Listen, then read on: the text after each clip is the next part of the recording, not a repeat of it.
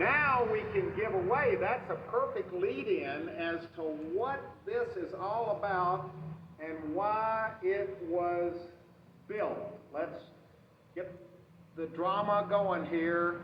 What was this tower? What is this tower?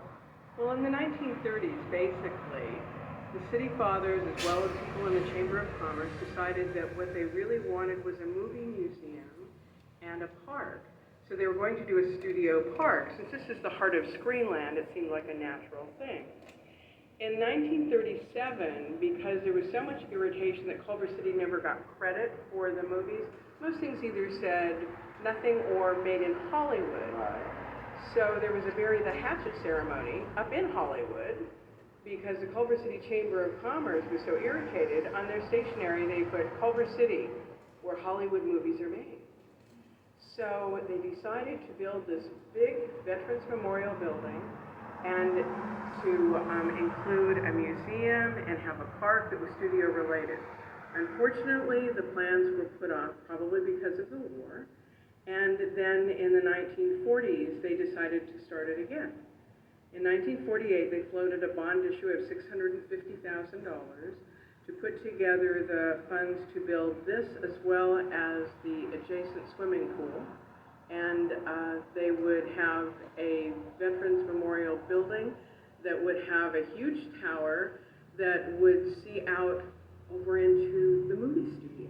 So this tower was built for what? Tourists from all over the world to come? That was the intention. And come up to the top of this tower and look out and watch movies being made. Now, you've got this wonderful picture that was made when MGM was just right here, right? This was MGM's lot number 2, which was the first back lot. MGM was originally 6 lots. But the idea was they would stand here and look out. And you had people shooting outdoors on this particular lot. So in this area where the senior center is now, there was a train station. You had on this one that you could see from here, Esther Williams swimming pool.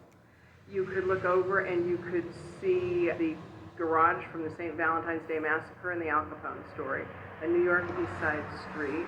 So you were basically looking in on movies, movie sets, a movie lot.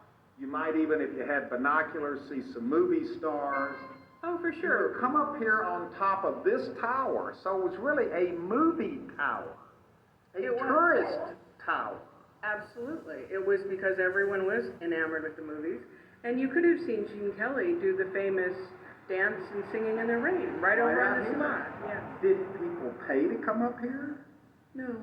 It was free. It was free.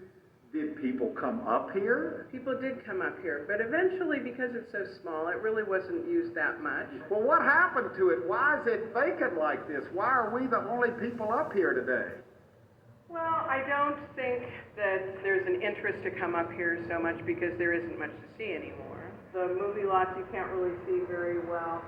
There are no back lots here anymore, so it just kind of changed. It died out. When did the last tourist come up the elevator? The 60s, the 70s, oh, the 80s? The 80s, but it was a special thing in the 80s. So it's been at least 25 years since anybody's even been up here, really. Since the public has been up here, yes. It's hard to visualize it, but if we were standing here back in the 50s and looking right out this window, we would see the MGM, one of the MGM lots, right over here.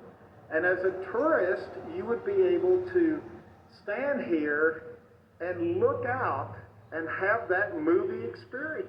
You could see Lot 1, which was like a city within a city. It had Right here. Right over here.